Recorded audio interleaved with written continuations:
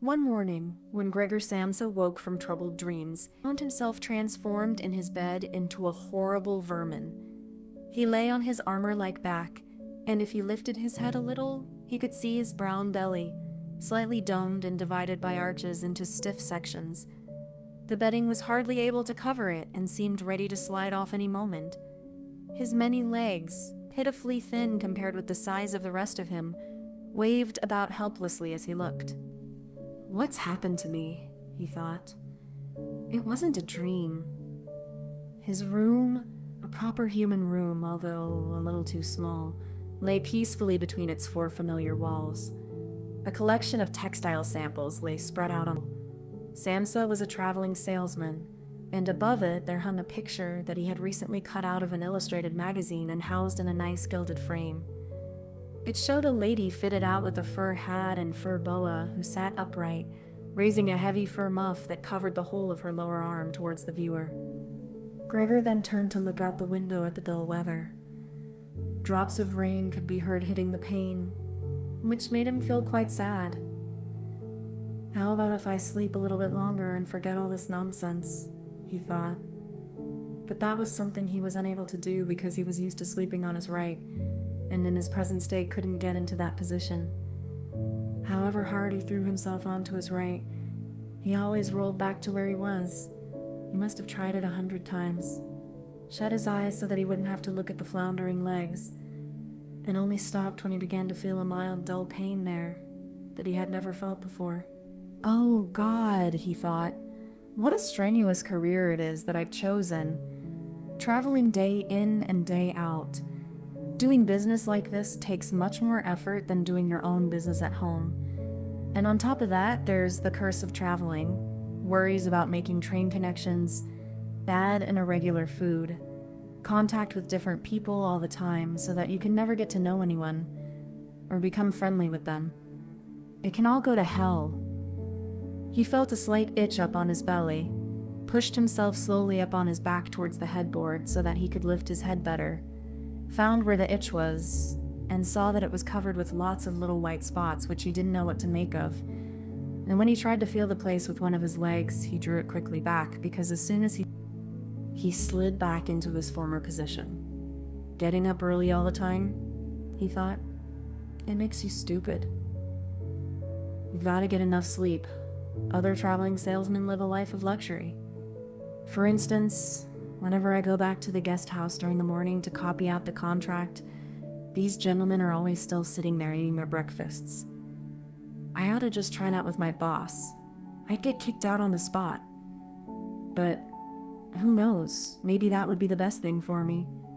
If I didn't have my parents to think about, I'd have given him my notice a long time ago. I'd have gone up to the boss and told him just what I think.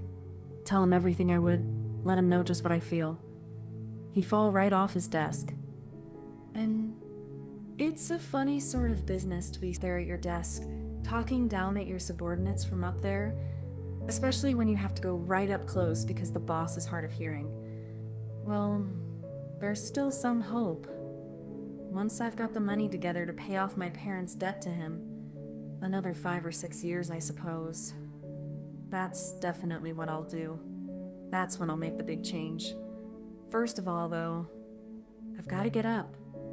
My train leaves at 5. And he looked over at the alarm clock ticking on the chest of drawers.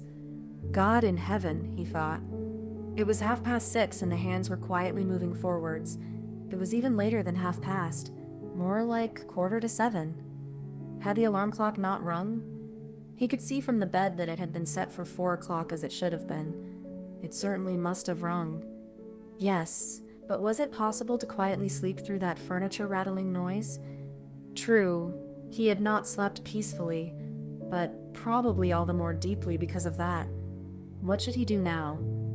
The next train went at 7. If to catch that, he would have to rush like mad, and the collection of samples was still not packed, and he did not at all feel particularly fresh and lively. And even if he did catch the train, he would not avoid his boss's anger, as the office assistant would have been there to see the 5 o'clock train go. He would have put in his report about Gregor's not being there a long time ago. The office assistant was the boss's man, spineless, and with no understanding. What about if he reported sick? But that would be extremely strange and suspicious, as in 15 years of service, Gregor had never once yet been ill. His boss would certainly come round with the doctor from the medical insurance company, accuse his parents of having a lazy son, and accept the doctor's recommendation not to make any claim, as the doctor believed that no one was ever ill but that many were work-shy. And what's more, would he have been entirely wrong in this case? Gregor did, in fact, apart from excessive sleepiness after sleeping for so long, feel completely well and even felt much hungrier than usual. He was still hurriedly thinking all this through, unable to decide to get out of the bed, when the clock struck 7:15. There was a cautious knock at the door near his head. "Gregor," somebody called. It was his mother. "It's 7:15. Didn't you want to go somewhere?" That gentle voice. Gregor was shocked when he heard his own voice answering. It could hardly be recognized as the voice he had had before. As if from deep inside him, there was a painful and uncontrollable squeaking mixed in with it. The words could be made out at first, but then there was a sort of echo which made them unclear, leaving the hearer unsure whether he had heard properly or not. Gregor had wanted to give a full answer and explain everything, but in the circumstances contented himself with saying, "Yes, Mother. Yes. Thank you. I'm getting up now." The change in Gregor's voice probably could not be noticed outside through the wooden door, as his mother was satisfied with this explanation and shuffled away. But this short conversation made the other members of the family aware that Gregor, against their expectations, was still at home, and soon his father came knocking at one of the side doors, gently, but with his fist. "Gregor, Gregor." At the other side door, his sister came plaintively. "Gregor, aren't you well?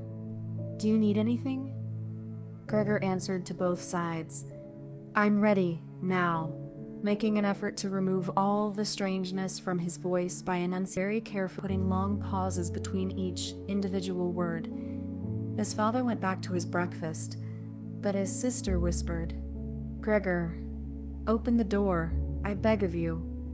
Gregor, however, had no thought of opening the door, and instead congratulated himself for his cautious habit, acquired from his traveling, of locking all doors at night, even when he was at home. The first thing he wanted to do was to get up in peace without being disturbed, to get dressed, and most of all to have his breakfast.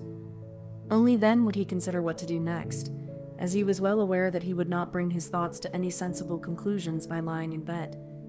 He remembered that he had often felt a slight pain in bed, perhaps caused by lying awkwardly, but that had always turned out to be pure imagination, and he wondered how his imaginings would slowly resolve themselves today.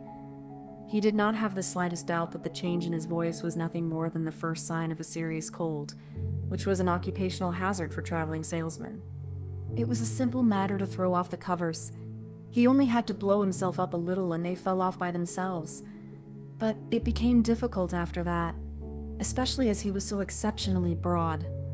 He would have used his arms and his hands to push himself up, but instead of them, he only had all those little legs continuously moving in different directions, and which he was moreover unable to control. If he wanted to bend one of them, then that was the first one that would stretch itself out, and if he finally managed to do what he wanted with that leg, all the others seemed to be set would move about painfully.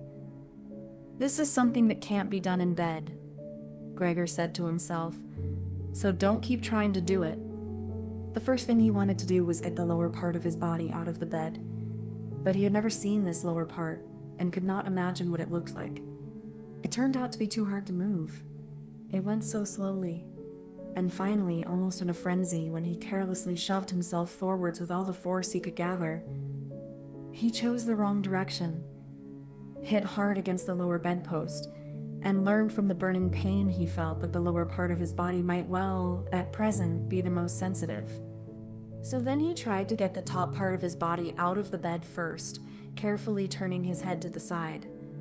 This he managed quite easily despite its breadth and its weight. The bulk of his body eventually followed slowly in the direction of the head. But when he had at last got his head out of the bed and into the fresh air, it occurred to him that if he let himself fall, it would be a miracle if his head were not injured. So he became afraid to carry on pushing himself forward the same way. and he could not knock himself out now at any point. Better dead than lose consciousness. It took just as much effort to get back to where he had been earlier, but when he lay there sighing, and was once more watching his legs as they struggled against each other even harder than before, if that was possible, he could think of no way of bringing peace and order to this house. He told himself once more that it was not for him to stay in bed, and that the most sensible thing to do would be to get free of it in whatever way he could, at whatever sacrifice. At the same time, though, he did not forget to remind himself that calm consideration was much better than rushing to desperate conclusions. At times like this, he would direct his eyes to the window and look out as clearly as he could. But, unfortunately, even the other side of the narrow street was enveloped in morning fog, and the view had little comfort. 7 o'clock already, he said to himself when the clock struck again. 7 o'clock, and there's still a fog like this. And he lay there quietly a while longer, breathing lightly, as if he perhaps expected the total stillness to bring things back to their real and natural state. But then he said to himself, before it strikes 7:15, I'll definitely have to have got properly out of bed. And by then, somebody will have come round from work to ask what's happened to me as well, as they open up at work before 7 o'clock. And so he set himself to the task of swinging the entire length of his body out of the bed all at the same time. If he succeeded in falling out of bed in this way, and kept his head raised as he did so, he could probably avoid injuring it. His back seemed to be quite hard, and probably nothing would happen to it falling onto the carpet.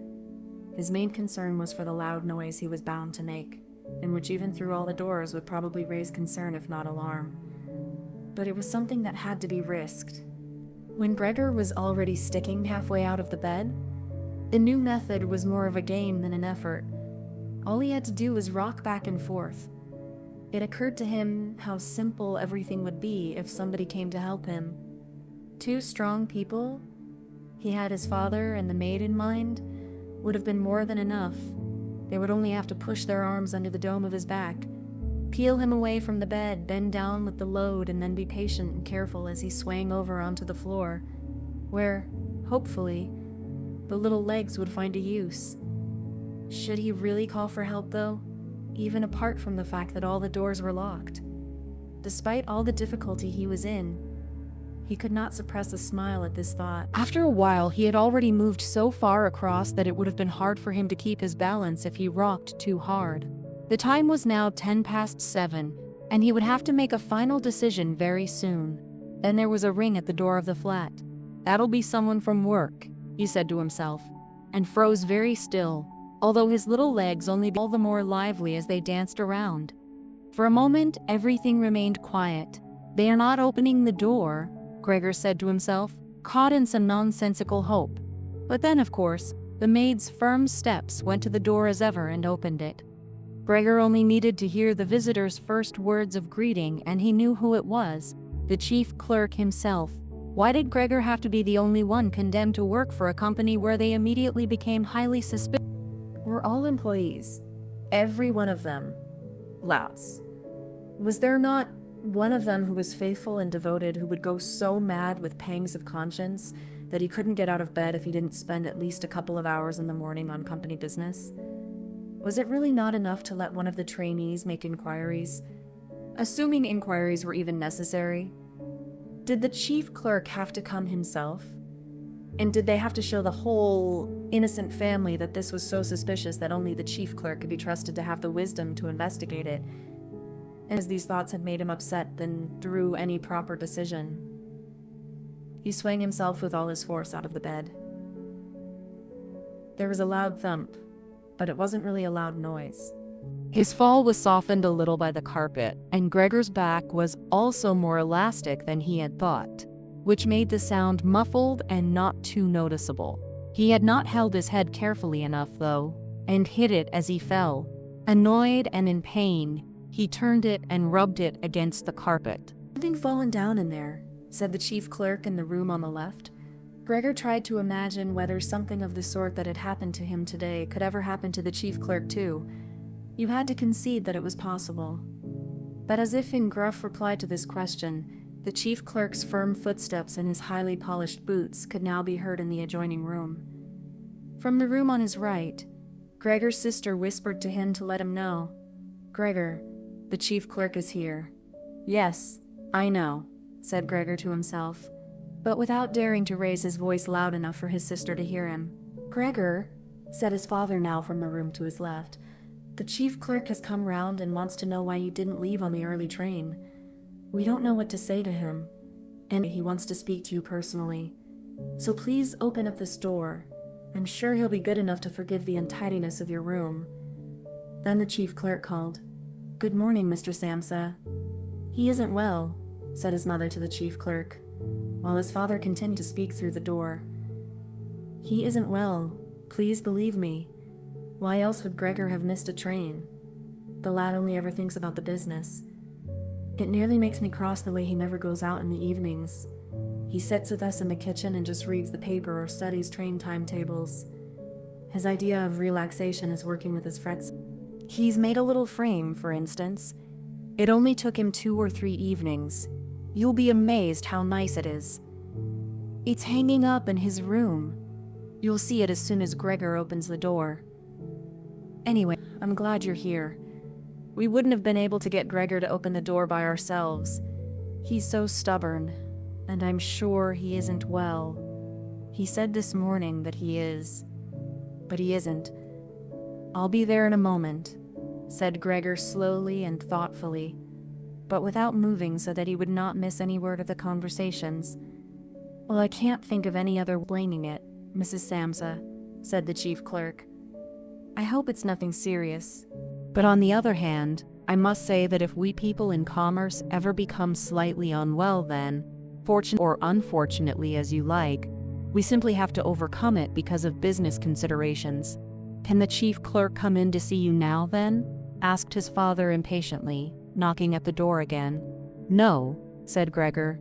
In the room on his right there followed a painful silence. In the room on his left, his sister began to cry. So why did his sister not go and join the others? She had probably only just got up and had not even begun to get dressed. And why was she crying? Was it because he had not got up and had not let the chief clerk in because he was in danger of losing his job, and if that happened his boss would once more pursue their parents with the same demands as before? There was no need to worry about things like that yet. Gregor was still there and had not the slightest intention of abandoning his family.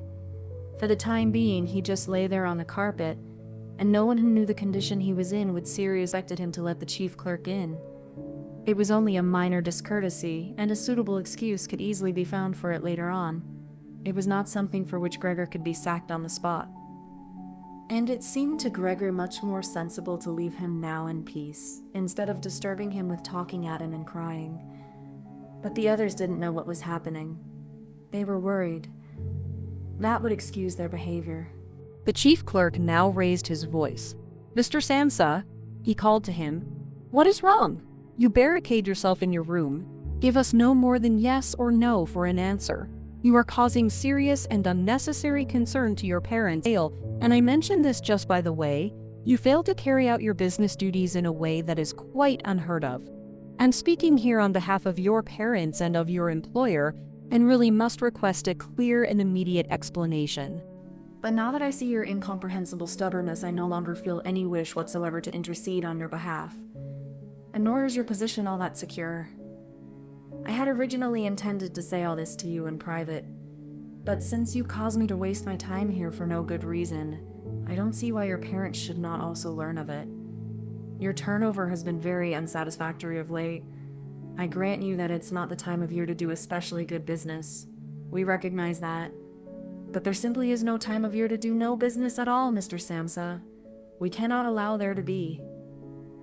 "But, sir," called Gregor, beside himself and forgetting all else in the excitement, "I'll open up immediately. Just a moment. I'm slightly unwell, an attack of dizziness. I haven't been able to get up. I'm still in bed now.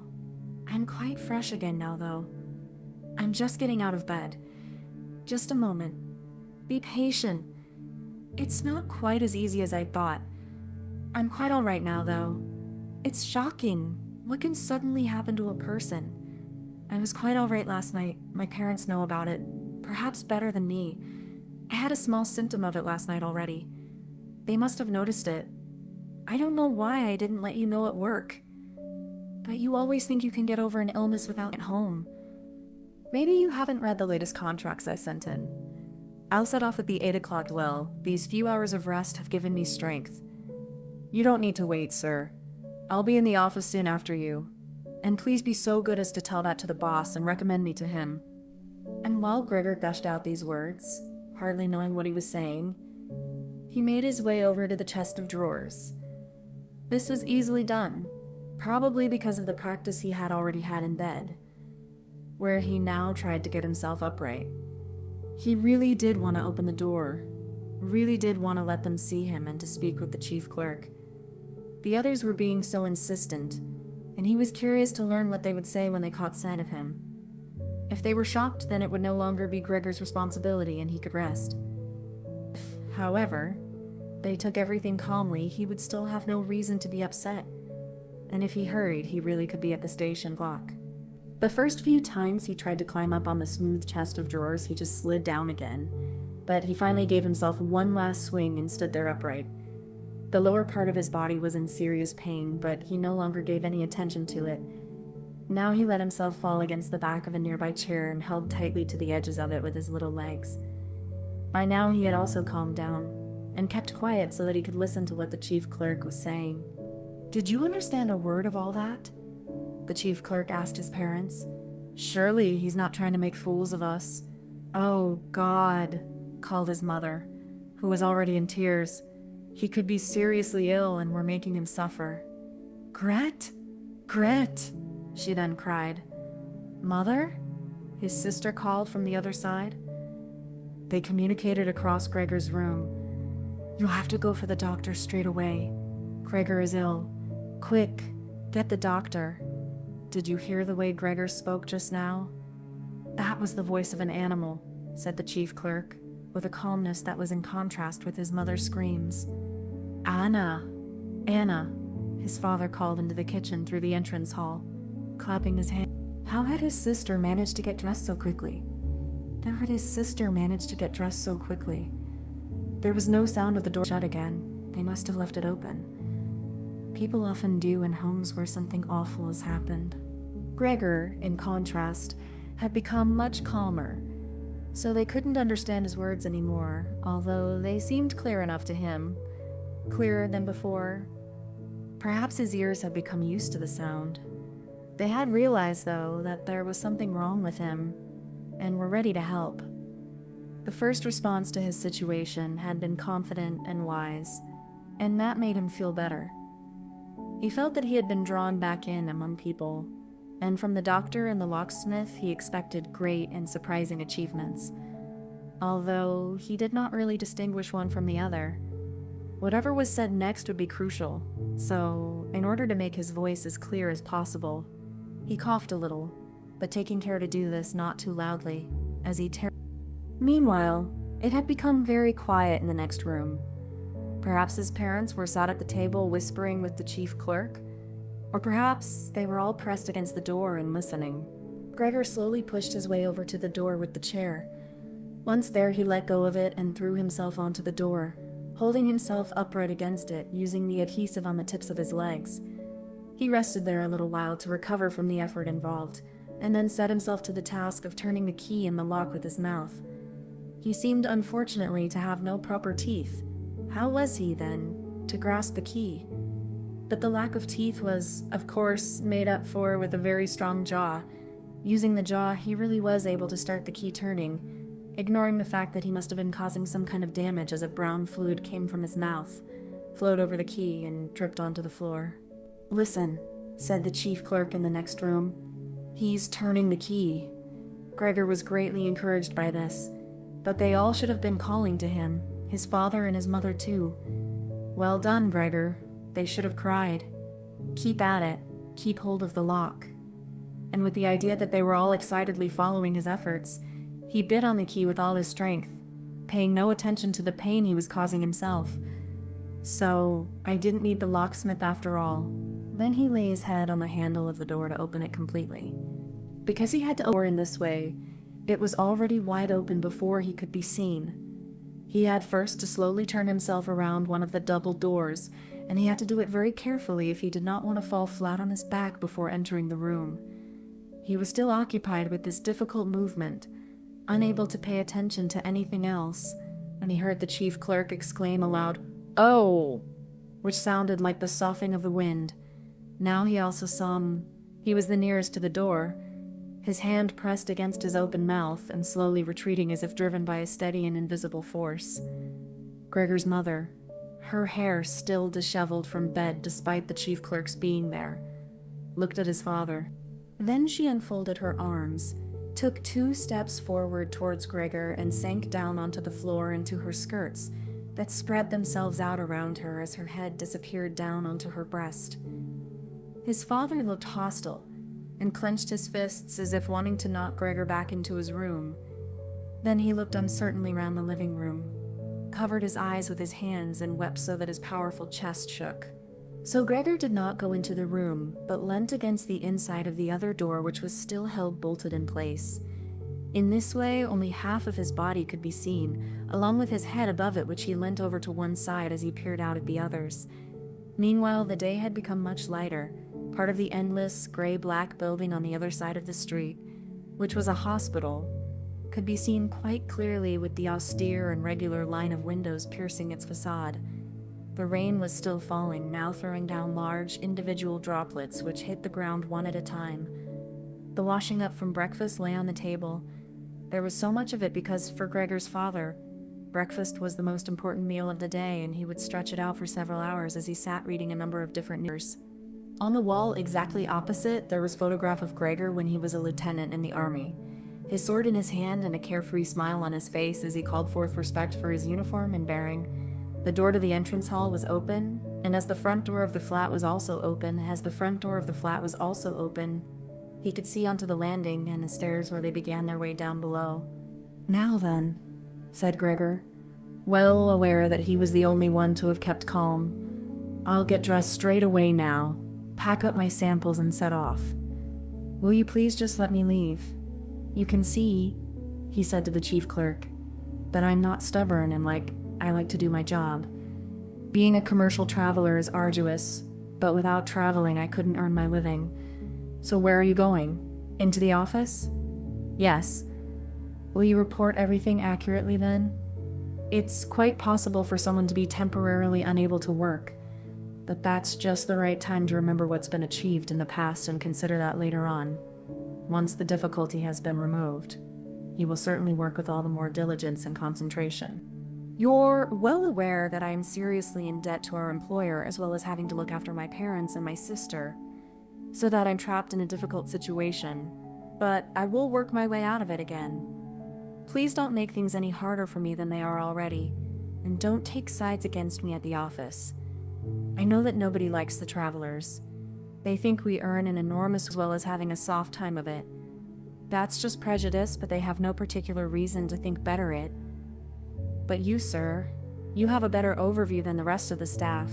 In fact, if I can say this in confidence, a better overview than the self. It's very easy for a businessman like him to make mistakes about his employees and judge them more harshly than he should. And you're also well aware that we travelers spend almost the whole year away from the office, so that we can very easily fall victim to gossip and chance and groundless complaints. And it's almost impossible to defend yourself from that sort of thing. We don't usually even hear about them. Or if at all, it's when we arrive back home exhausted from a trip, and that's when we feel the harmful effects of what's been going on without even knowing what caused them. Please, don't go away. At least first say something to show that you grant that I'm at least partly right." But the chief clerk had turned away as soon as Gregor had started to speak, and, with protruding lips, only stared back at him over his trembling shoulders as he left. He did not keep still for a moment while Gregor was speaking, but moved steadily towards the door without taking his eyes off him. He moved very gradually, as if there had been some secret prohibition on leaving the room. It was only when he had reached the entrance hall that he made a sudden movement, drew his foot from the living room, and rushed forward in a panic. In the hall, he stretched his right hand far out towards the stairway as if out there was some supernatural force waiting to... Gregor realized that it was out of the question to let the chief clerk go away in this mood if his position in the firm was not to be put into extreme danger. That was something his parents did not understand very well. Over the years, they had become convinced that this job would provide for Gregor for his entire life, and besides, they had so much to worry about at present that they had lost sight of any thought for the future. Gregor, though, did think about her. The chief clerk had to be held back, calmed down, convinced, and finally won over. The future of Gregor and his family depended on it. If only his sister were here. She was clever. She was already in tears while Gregor was still lying peacefully on his back. And the chief clerk was a lover of women. Surely she could persuade him. She would close the front door in the entrance hall and talk him out. But his sister was not there. Gregor would have to do the job himself. And without considering that he still was not familiar with how well he could move about in his present state, or that his speech still might not, or probably would not, be understood, he let go of the door, pushed himself through the opening, tried to reach the chief clerk on the landing, who, ridiculously, was holding on to the banister with both hands. But Gregor fell immediately over and, with a little scream as he sought something to hold on to, landed on his numerous little legs. Hardly had that happened than, for the first time that day, he began to feel all right with his body. The little legs had the solid ground under them. To his pleasure, they did exactly as he told them. They were even making the effort to carry him where he wanted to go. And he was soon believing that all his sorrows would soon be finally at an end. He held back the urge to move, but swayed from side to side as he crouched there on the floor. His mother was not far away in front of him and seemed, at first, quite engrossed in herself. But then she suddenly jumped up with her arms outstretched and her fingers spread, shouting, "Help! Help! Pity's sake! Help!" The way she held her head suggested she wanted to see Gregor better, but the unthinking way she was hurrying backwards showed that she did not. She had forgotten that the table was behind her with all the breakfast things on it. When she reached the table, she sat quickly down on it without knowing what she was doing, without even seeming to notice that the coffee pot had been knocked over and a gush of coffee was pouring down onto the carpet. "Mother, mother," said Gregor gently, looking up at her. He had completely forgotten the chief clerk for the moment, but could not help himself snapping in the air with his jaws at the sight of the flow of coffee. That set his mother screaming. She fled from the table and into the arms of his father as he rushed towards her. Gregor, though, had no time to spare for his parents now. The chief clerk had already reached the stairs. With his chin on the banister, he looked back for the last time. Gregor made a run for him. He wanted to be sure of reaching him. The chief clerk must have expected something, as he leapt down several steps at once and disappeared, his shouts resounding all around the staircase.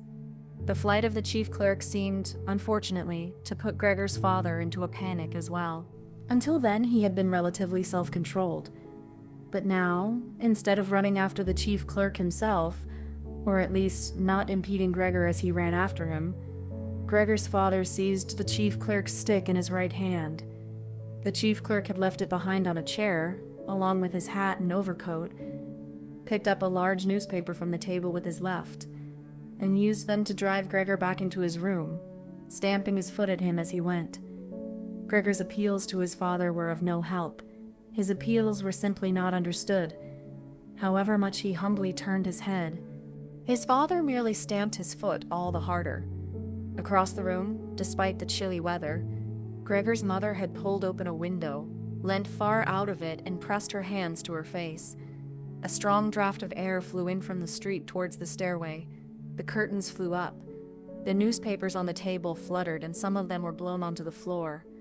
Nothing would stop Gregor's father as he drove him back, making hissing noises at him like a wild man.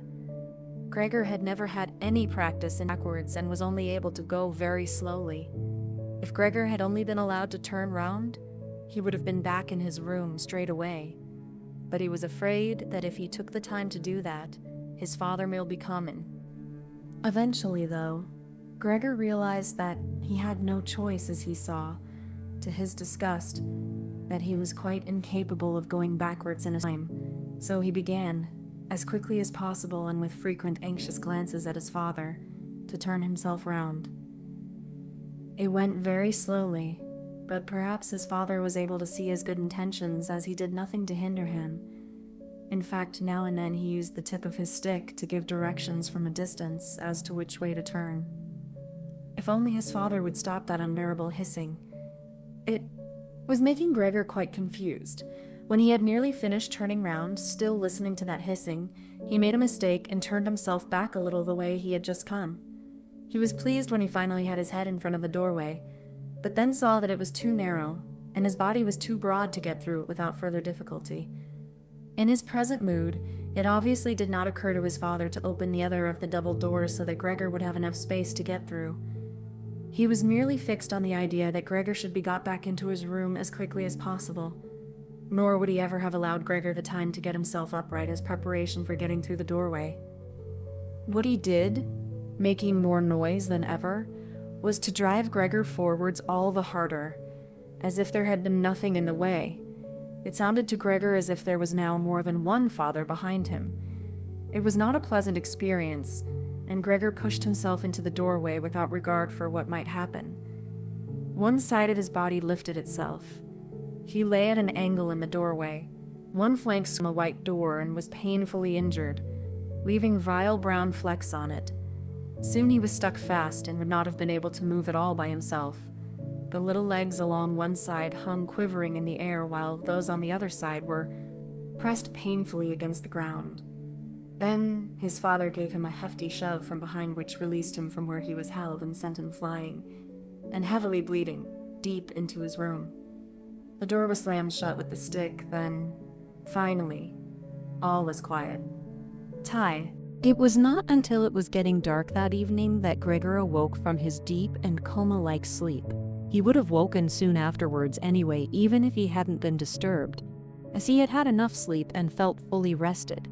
But he had the impression that some hurried steps and the sound of the door leading into the front room being carefully shut had woken him.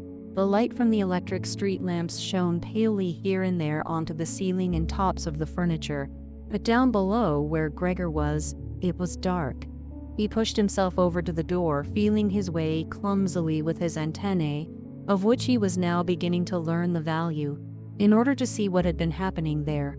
The whole of his left side seemed like one painfully stretched scar, and he limped badly, and one of the legs had been badly injured in the events of that morning. It was nearly a miracle that only one of them had been, and dragged along lifelessly. It was only when he had reached the door that he realized what it actually was that had drawn him over to it. It was the smell of something to eat. By the door there was a dish filled with sweetened milk with little pieces of white bread floating in it. He was so pleased he almost laughed, as he was even hungrier than he had been that morning, and immediately dipped his head into the milk, nearly cut his eyes with it. But he soon drew his head back again in disappointment. Not only did the pain in his tender left side make it difficult to eat the food, he was only able to eat if his whole body worked together as a snuffling whole. But the milk did not taste at all nice. Milk like this was normally his favorite drink, and his sister had certainly left it there for him because of that. But he turned, almost against his own will, away from the dish and crawled back into the center of the room. Through the crack in the door, Gregor could see that the gas had been lit in the living room. His father at this time would normally be sat with his evening paper, reading it out in a loud voice to Gregor's mother, and sometimes to his sister, but there was now not a sound to be heard. Gregor's sister would often write and tell him about this reading, but maybe his father had lost the habit in recent times. So quiet all around, too, even though there must have been somebody in the flat. What a quiet life it is the family lead, said Gregor to himself, and, gazing into the darkness, felt a great pride that he was able to provide a life like that in such a nice home for his sister and parents. But what now, if all this peace and wealth and comfort should come to a horrible and frightening end? That was something that Gregor did not want to think about too much, so he started to move about, crawling up and down the room. Once during that long evening, the door on one side of the room was opened very slightly and hurriedly closed again. Later on, the door on the other side did the same. It seemed that someone needed to enter the room, but thought better of it. Gregor went and waited immediately by the door, resolved either to bring the timorous visitor into the room in some way, or at least to find out who it was. But the door was open no more that night, and Gregor waited in vain. The previous morning, while the doors were locked, everyone had wanted to get in there to him.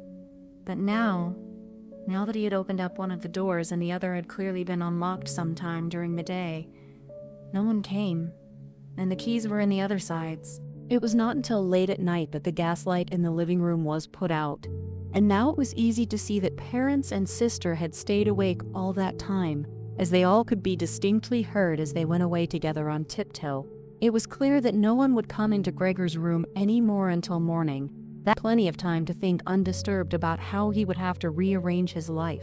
For some reason, the tall, empty room where he was forced to remain made him feel uneasy as he lay there flat on the floor, even though he had been living in it for 5 years. Hardly aware of what he was doing other than a slight feeling of shame, he hurried under the couch. It pressed down on his back a little, and he was no longer able to lift his head, but he nonetheless felt immediately at ease, and his only regret was that his body was too. He spent the whole night there.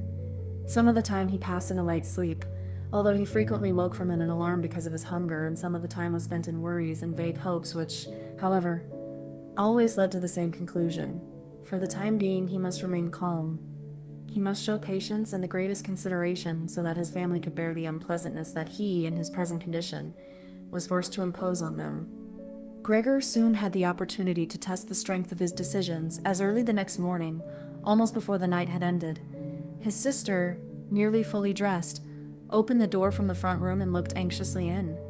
She did not see him straight away, but when she did notice him under the couch, he had to be somewhere, for God's sake.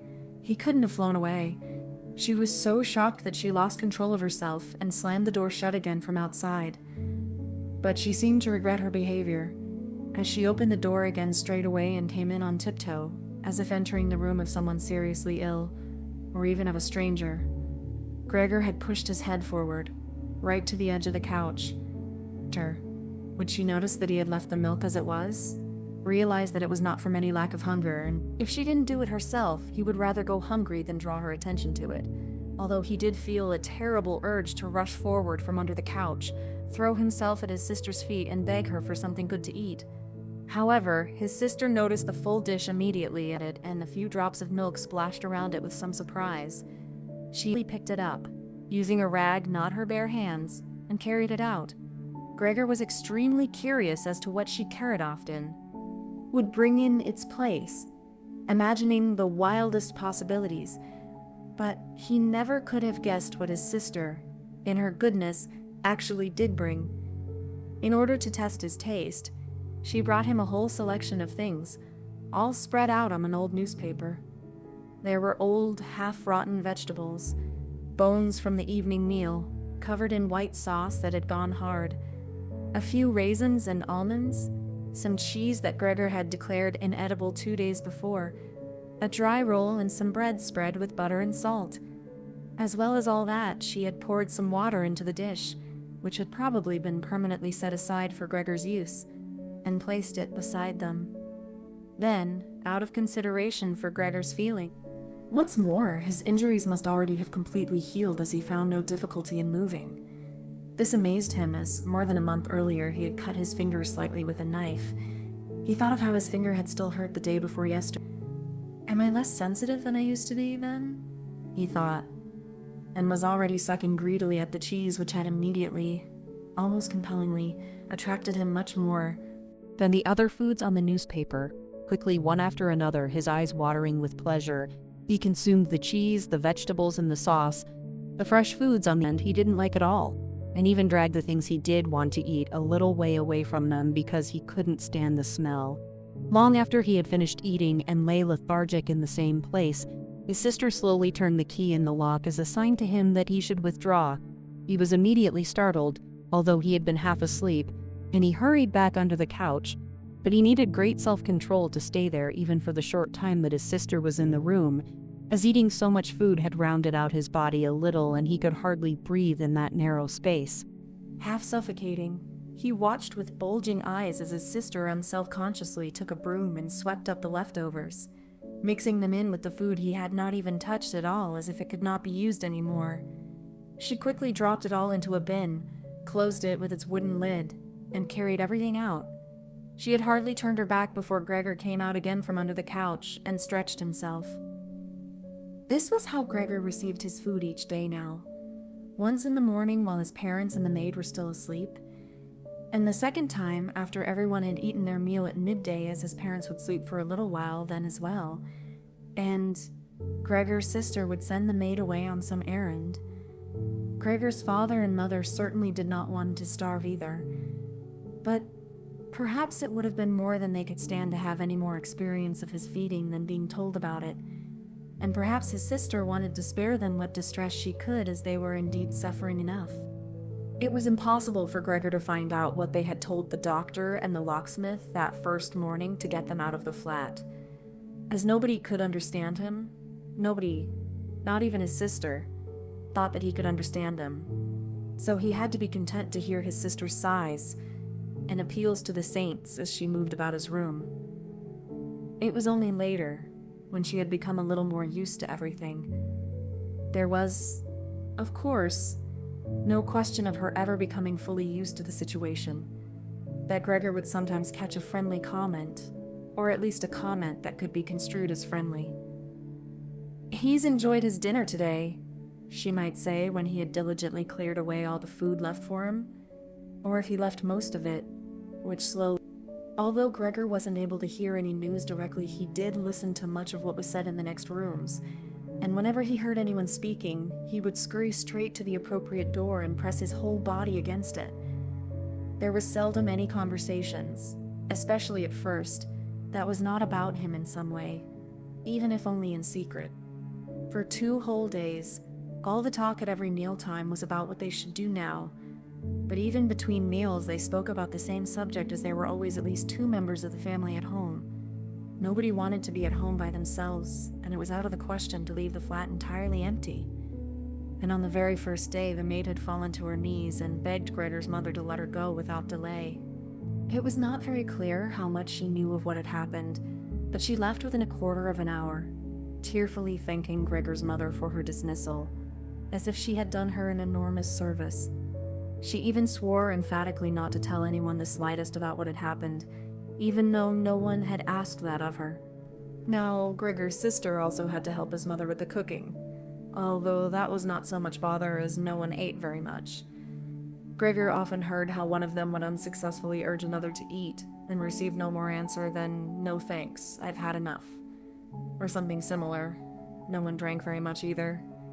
His sister would sometimes ask his father whether he would like a beer, the chance to go and fetch it herself, when his father then said nothing she would add, so that he would not feel selfish, that she could send a housekeeper for it, but then his father would close the matter with a big loud no, and no more would be said. Even before the first day had come to an end, his father had explained to mother and sister what their finances and prospects were. Now and then he stood up from the table and took some receipt or document from a little cash box he had saved from his business when it had collapsed 5 years ago. Gregor heard how he opened the complicated lock and then closed it again after he had taken the item he wanted. What he heard his father say was some of the first good news that Gregor heard since he had first been incarcerated in his room. He had thought that nothing at all remained from his father's business. At least he had never told him anything different, and Gregor had never asked him about it anyway. Their business misfortune had reduced the family to a state of total despair, and Gregor's only concern at that time had been to arrange things so that they could all forget about it as quickly as possible. So then he started working especially hard, with a fiery vigor that raised him from a junior salesman to a traveling representative almost overnight, bringing with it the chance to earn money in quite different ways. Gregor converted his success at work straight into cash that he could lay on the table at home for the benefit of his astonished and delighted family. They had even got used to it. Both Gregor and the family. They took the money with gratitude, and he was glad to provide it, although there was no longer much warm affection given in return. Gregor only remained close to his sister now. Unlike him, she was very fond of music, gifted and expressive violinist. It was his secret plan to send her to the conservatory next year, even though it would cause great expense that would have to be made up for in some other way. During Gregor's short periods in town, conversation with his sister would often turn to the conservatory next year. It would cause great expense that would have to be made up for in some other way. During Gregor's short periods in town, conversation with his sister would often turn to the conservatory. That was the sort of totally pointless thing that went through his mind in his present state, pressed upright against the door and listening. There were times when he simply became too tired to continue listening, when his head would fall wearily against the door and he would pull it up again with a start, as even the slightest noise he caused would be heard next door and they would all go silent. "What's that he's doing now?" his father would say after a while, clearly having gone over to the door, and only then would the interrupted conversation slowly be taken up again. In explaining things, his father repeated himself several times. Partly it was a long time since he had been occupied with these matters himself, and partly because Gregor's mother did not understand everything first time. From these repeated explanations, Gregor learned, to his pleasure, that, despite all their misfortunes, there was still some money available from the old days. It was not a lot, but it had not been touched in the meantime, and some interest accumulated. Besides that, they had not been using up all the money that Gregor had been bringing home every month, keeping only a little for himself, so that, too, had been accumulating. Behind the door, Gregor nodded with enthusiasm in his pleasure at this unexpected thrift and caution. He could actually have used this surplus money to reduce his father's debt to his boss, and the day when he could have freed himself from that job would have come much later. But now it was certainly better the way his father had done things. This money was certainly not enough to enable the family to live off the interest. It was enough to maintain them for, perhaps, 1 or 2 years, no more. That's to say, it was money that should not really be touched, but set aside for emergency. Money to live on had to be earned. His father was healthy but old, and lacked self-confidence. During the 5 years that he had not been working, the first holiday in a life that had been full of no success, he had put on a lot of weight and become very slow and clumsy. Would Gregor's elderly mother now have to go and earn money? She suffered from asthma, and it was a strain for her just to move about the home. Every other day spent struggling for breath on the sofa by the open. She was still a child of 17. Her life up till then had been very enviable, consisting of wearing nice clothes, sleeping late, helping out in the business, joining in with a few modest pleasures, and most of all playing the violin. Whenever they began to talk of the need to earn money, Gregor would always first let go of the door and then throw himself onto the cool leather sofa next to it, as he became quite hot with shame and regret. He would often lie there the whole night through, not sleeping a wink but scratching at the leather for hours on end.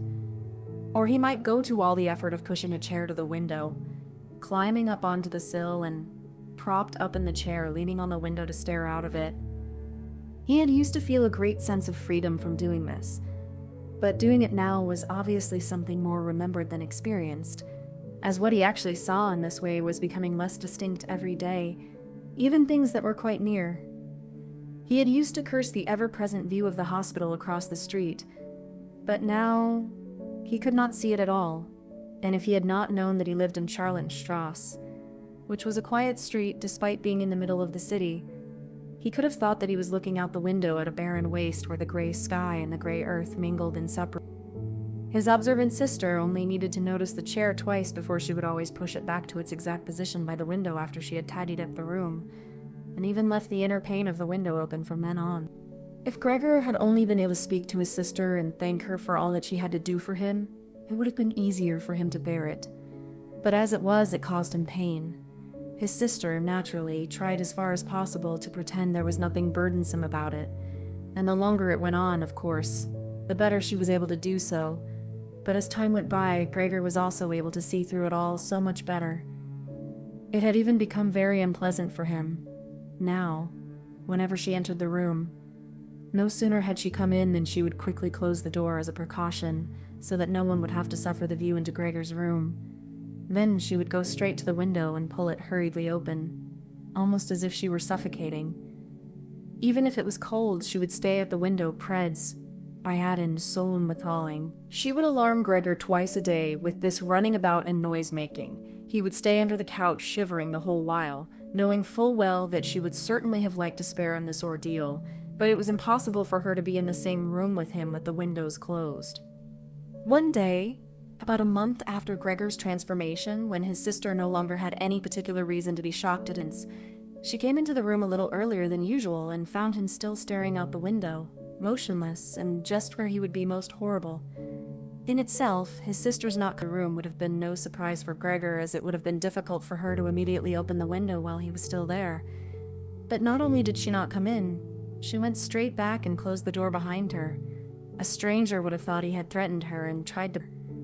Gregor went straight to hide himself under the couch, of course. But he had to wait until midday before his sister came back, and she seemed much more uneasy than usual. It made him realize that she still found his appearance unbearable, and would continue to do so. She probably even had to overcome the urge to flee when she saw the little bit of him that protruded from under the couch.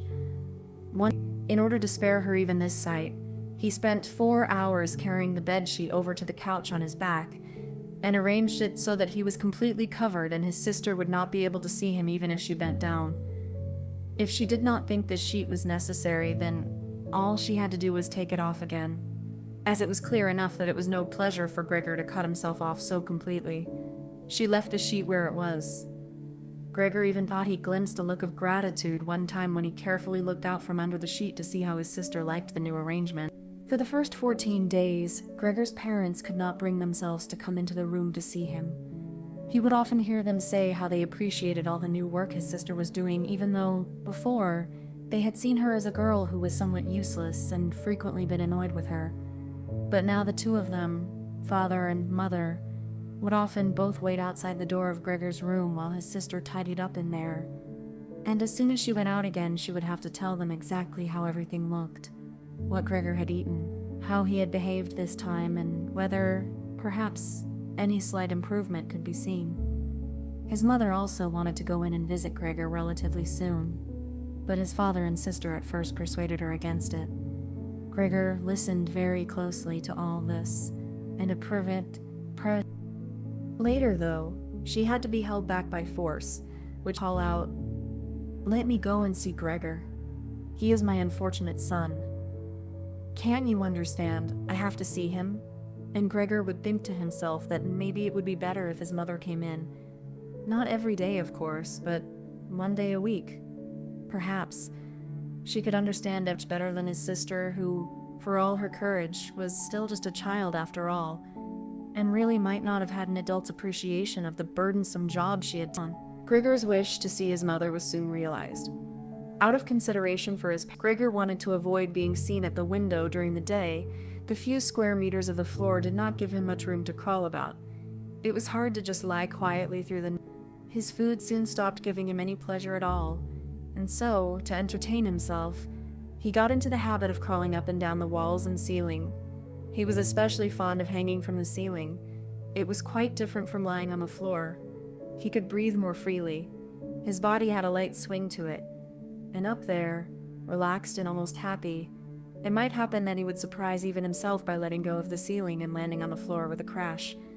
But now, of course, he had far better control of his body than before, and even with a fall, very soon his sister noticed Gregor's new way of entertaining himself. He had, after all, left traces of it from his feet as he crawled about, and got it into her head to make it as easy as possible for him by removing the furniture that got in his way, especially the chest of drawers and the desk. Now, this was not something that she would be able to do by herself. She did not dare to ask for help from her father. The 16-year-old maid had carried on bravely since the cook had left. But she certainly would not have helped in this. She had even asked to be allowed to keep the kitchen locked at all times and never to have to open the door unless it was especially important. So his sister had no choice but to choose some time when Gregor's father was not there and fetch his mother to help her. As she approached the room, Gregor could hear his mother express her joy, but once at the door she went silent.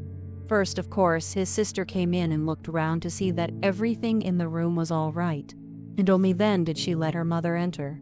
Gregor had hurriedly pulled the sheet down lower over the couch and put more folds into it so that everything really looked as if it had just been thrown down by chance. Gregor had hurriedly pulled the sheet down lower over the couch and put more folds into it so that everything really looked as if it had just been thrown down by chance. The old chest of drawers was too heavy for a pair of feeble women to be heaving about, but Gregor listened as they pushed it from its place, his sister always taking on part of the work for herself and ignoring her mother's warnings that she would strain herself. This lasted a very long time. After laboring at it for 15 minutes or more, his mother said it would be better to leave the chest where it was. For one thing, it was too heavy for them to get the job finished before Gregor's father got home, and leaving it in the middle of the room, it would be in his way even more. And for another thing, it wasn't even sure that taking the furniture away would really be any help to him. She thought just the opposite. The sight of the bare walls saddened her right to her heart. And why wouldn't Gregor feel the same way about it? He'd been used to this furniture in his room for a long time, and it would make him feel abandoned to be in an empty room like that. Then, quietly, almost whispering as if wanting Gregor, whose whereabouts she did not know, to hear not even the tone of her voice, as she was convinced that he did not understand her words, she added, "And by taking the furniture away, won't it seem like we're showing that we've given up? I think it'd be best to leave the room exactly the way it was before, so that when Gregor comes back to us again, he'll find everything unchanged, and he'll be able to forget the time in between all the easier." Hearing these words from his mother made Gregor realize that the lack of any direct human communication, along with the monotonous life led by the family during these 2 months, must have made him confused. He could think of no other way of explaining to himself why he had seriously wanted his room emptied out. Had he really wanted to transform his room into a warm room fitted out with the nice furniture he had inherited? That would have let him crawl around unimpeded in any direction, but it would also have let him quickly forget his past when he had still been human. He had come very close to forgetting, and it had only been the voice of his mother, unheard for so long, that had shaken him out of it. Nothing should be removed. Everything had to stay. He could not do without the good influence the furniture had on his condition. And if the furniture made it difficult for him to crawl about mindlessly, that was not a loss but a great advantage. His sister, unfortunately, did not agree. She had become used to the idea, not without reason, that she was Gregor to his parents about the things that concerned him. This meant that his mother's advice now was sufficient reason for her to insist on removing not only the chest of drawers and the desk, as she had thought at first, but all of the furniture apart from the all-important couch. It was more than childish perversity, of course, or the unexpected confidence she had recently acquired, that made her insist. She had indeed noticed that Gregor needed a lot of room to crawl about in, whereas the furniture, as far as anyone could see, was of no use to him at all. Girls of that age, though, do become enthusiastic about things and feel they must get their way whenever they can. Perhaps this was what tempted Grete to make Gregor's situation seem even more shocking than it was, so that she could do even more for him. Grete would probably be the only one who would dare enter a room dominated by Gregor crawling about the bare walls by himself. So she refused to let her mother dissuade her. Gregor's mother already looked uneasy in his room. She soon stopped speaking and helped Gregor's sister to get the chest of drawers out with what strength she had. The chest of drawers was something that Gregor could do without if he had to, but the writing desk had to stay. Hardly had the two women pushed the chest of drawers, groaning, out of the room, than Gregor poked his head out from under the couch to see what he could do about it. He meant careful and considerate as he could, but, unfortunately, it was his mother who came back first while the next room had her arms around the chest, pushing and pulling at it from side to side by herself without, of course, moving it an inch. His mother was not used to the sight of Gregor. He might have made her ill, so Gregor hurried backwards to the In his startlement, though, he was not able to prevent the sheet at its front from moving a little. It was enough to attract his mother's attention. She stood very still, remained there a moment, and then went back out to greet. Gregor kept assuring himself that nothing unusual was happening. It was just a few pieces of furniture being moved after all. But he soon had to admit that the women going to and fro, their little calls to each other, the scraping of the furniture on the floor, all these things made him feel as if he were being assailed from all sides. With his head and legs pulled in against him and his body pressed to the floor, he was forced to admit to himself that he could not stand all of this much longer. They were emptying his room out, taking away everything that was dear to him. They had already taken out the chest containing his fret saw and other tools. Now they threatened to remove the writing desk with its place clearly worn into the floor.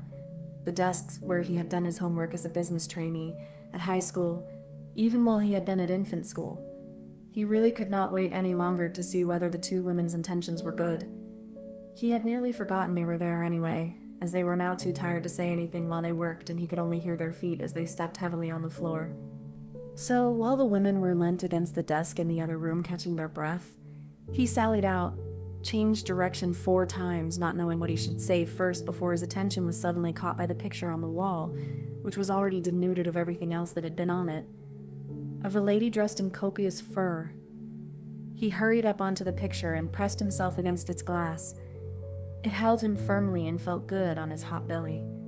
This picture, at least, now totally covered by Gregor, would certainly be taken away by no one. He turned his head to face the door into the living room so that he could watch the women when they came back. They had not allowed themselves a long rest and came back quite soon. Grete had put her arm around her mother and was nearly carrying her. "What shall we take now, then?" said Grete and looked around. Her eyes met those of Gregor on the wall. Perhaps only because her mother was there, she remained calm, bent her face to her so that she would not look round, and said, albeit hurriedly and with a tremor in her voice, "Come on, let's go back to the room for a while." Gregor could see what in mind. She wanted to take her mother somewhere safe and then chase him down from the wall. Well, she could certainly try it. He sat unyielding on his picture. He would rather jump at face. But Grete's words had mother quite worried. She stepped to one side, saw the enormous brown patch against the flowers of the wallpaper, and before she even realized it was Gregor that she saw, screamed, "Oh God, oh God." Arms outstretched, onto the couch as if she had given up everything and stayed there immobile. "Gregor," shouted his sister, glowering at him and shaking her fist. That was the first word she had spoken to him directly since his transfer. She ran into the other room to fetch some kind of smelling salts to bring her mother out of her faint. Gregor wanted to help too. He could save his picture later, although he stuck fast to the glass and had to pull himself off by force. Then he too ran into the next to advise his sister like days. But he had to just stand behind her doing nothing. She was looking into various bottles. He startled her when she turned round. A bottle fell to the ground and broke. A splinter cut Gregor's face. Some kind of caustic medicine splashed all over him. Now, without delaying any longer, Grete took hold of all the bottles she could and ran with them into her mother. She slammed the door shut with her foot. So now Gregor was shut out from his mother, who, because of him, might be near to death. He could not open the door if he did not want his sister away, and she had to stay with his mother. There was nothing for him to do but wait. And, oppressed with anxiety and self-reproach, he began to crawl about. He crawled over everything, walls, furniture, ceiling, and finally, in his confusion as the whole room began to spin around him, he fell down into the middle of the dinner table. He lay there for a while, numb and immobile. All around him it was quiet. Maybe that was a good sign. Then there was someone at the door. The maid, of course, had locked herself in her kitchen so that Gray would have to go and answer it. His father had arrived home. "What's happened?" were his first words. Grade's appearance must have made everything clear to him. She answered him with subdued voice and openly pressed her face into his chest. "Mother's fainted, but she's better now." Gregor got out.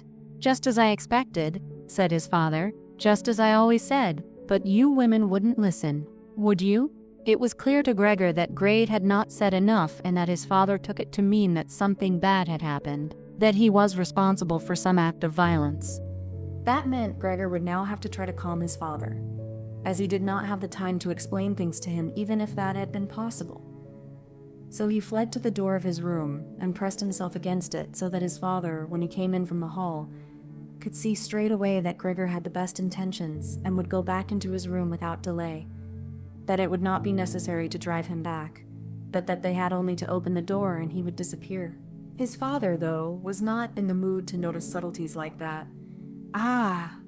he shouted as he came in, sounding as if he were both angry and glad at the same time.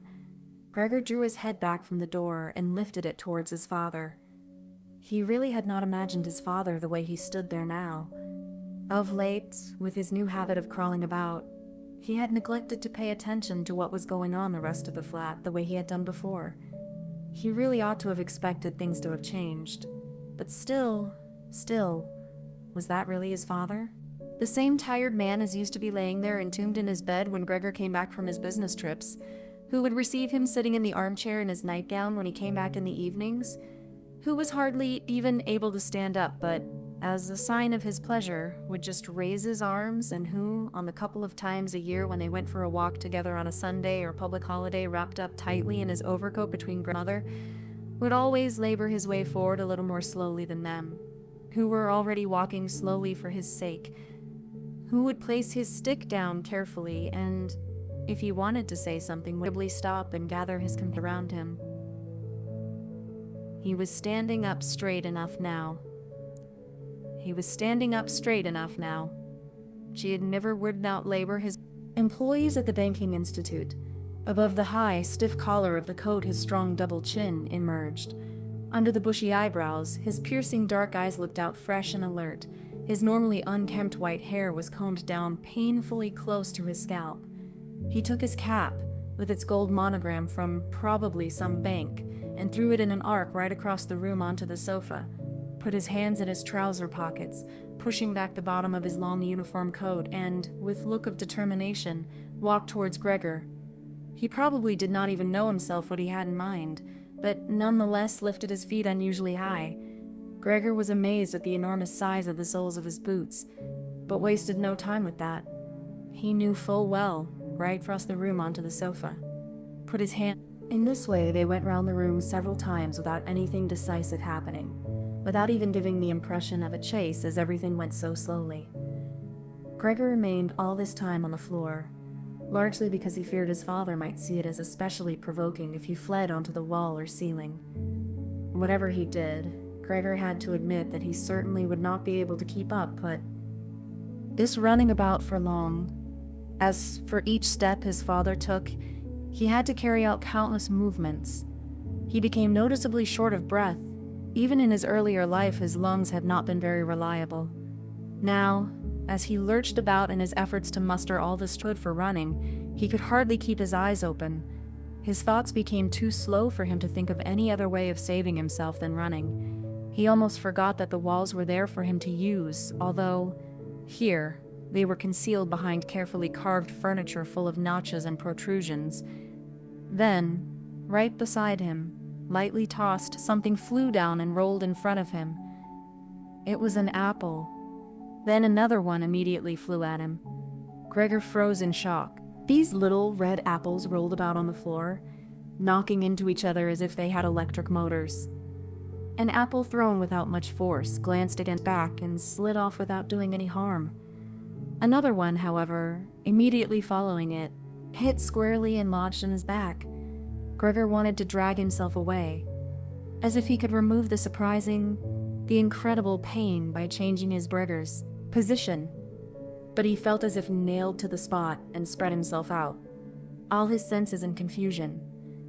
The last thing he saw was the door of his room being pulled open.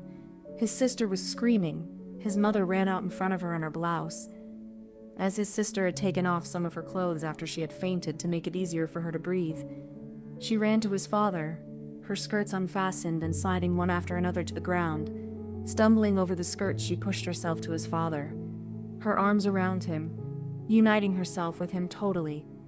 Now Gregor lost his ability to see anything, her hands behind his father's head, begging him to spare Gregor's life. 3. No one dared to remove the apple lodged in Gregor's flesh, so it remained there as a visible reminder of his He had suffered it there for more than a month, and his condition seemed serious enough to remind even his father that Gregor, despite his current sad and revolting form, was a family member who could not be treated as an enemy. On the contrary, as a family, there was a duty to swallow any revulsion for him and to be patient. Just to be patient. Because of his injuries, Gregor had lost much of his mobility, probably permanently. He had been reduced to the condition of an ancient invalid, and it took him long minutes to crawl across his room. Crawling over the ceiling was out of the question, but this deterioration in his condition was fully, in his opinion, made up for by the door to the living room being left open every evening. He got into the habit of closely watching it for 1 or 2 hours before it was opened, and then, lying in the darkness of his room where he could not be seen from the living room, he could watch the family in the light of the dinner table and listen to their conversations, with everyone's permission, in a way, and thus quite differently from before. They no longer held the lively conversations of earlier times, of course, the ones that Gregor always thought about with longing when he was tired and getting into the damp bed in some small hotel room. All of them were usually quiet nowadays. Soon after dinner, his father would sleep in his chair. His mother and sister would urge each other to be quiet. His mother, bent deeply under the lamp, would sew fancy underwear for a fashion shop. His sister, who had taken a sales job, learned shorthand and French in the evenings so that she might be able to get a better position later on. Sometimes his father would wake up and say to Gregor's mother, "You're doing so much sewing again today. I think you are into the lamp," would sew fancy underwear for a fashion shop. His sister, who had taken a sales job, with a kind of stubbornness, Gregor's father refused to take his uniform off even at home. While his nightgown hung unused on its peg, Gregor's father would slumber where he was, fully dressed, as if always ready to serve and expecting to hear the voice of his superior even here. The uniform had not been new to start with, but as a result of this, it slowly became even shabbier despite the efforts of Gregor's mother and sister to look after it. Gregor would often spend the whole evening looking at all the stains on this coat, with its gold buttons always kept polished and shiny, while the old man in it would sleep, highly uncomfortable but peaceful. As soon as it struck 10, Gregor's mother would speak gently to his father to wake him and try to persuade him to go to bed, as he couldn't sleep properly where he was, and he really had to get his sleep to be up at 6 to get to work. But since he had been in work, he had become more obstinate and would always insist on staying longer at the table, even though he regularly fell asleep, and it was then harder than ever to persuade him to exchange the chair for his bed. Then, however much mother and sister would importune him with little reproaches and warnings, he would keep slowly shaking his head for a quarter of an hour with his eyes closed and refusing to get up. Gregor's mother would tug at his sleeve, whisper endearments into his ear. Gregor's sister would leave her work to help her mother, but nothing would have any effect on him. He would just sink deep. Only when the two women took him under the arms, he would abruptly open his eyes, look at them one after the other, and say, "What a life! This is what peace I get in my old age." And supported by the two women, he would lift himself up carefully as if he were carrying the greatest load himself. Let the women take him to the door, send them off, and carry on by himself, while Gregor's mother would throw down her needle and his sister her pen so that they could run after his father and continue being of help to him. Who, in this tired and overworked family, would have had time to give more attention to Gregor than was absolutely necessary? The household budget became even smaller, so now the maid was dismissed. An enormous, thick-boned charwoman with white hair that flapped around her head came every morning and evening to do the heaviest work. Everything else was looked after by Gregor's mother on top of the large amount of sewing work she did. Gregor even learned, listening to the evening conversations about what price they had hoped for, that several items of jewelry belonging to the family had been sold, even though both mother and sister had been very fond of wearing them at functions and celebrations. But the loudest complaint was that although the flat was much too big for their present circumstances, they could not move out of it. There was no imaginable way of transferring Gregor to the new address. He could see quite well, though, that there were more reasons than consideration for him that made it difficult for them to move. It would have been quite easy to transport him in any suitable crate with a few air holes in it. The main thing holding the family back from their decision to move was much more to do with their total despair, and the thought that they had been struck with a misfortune unlike anything experienced by anyone else they knew or were related to. They carried out absolutely everything that the world expects from poor people. His father brought bank employees their breakfast. His mother sacrificed herself by washing clothes for strangers. His sister ran back and forth behind her desk at the behest of the customers, but they just did not have the strength to do any more. And the injury in Gregor's back began to hurt as much as when it was new.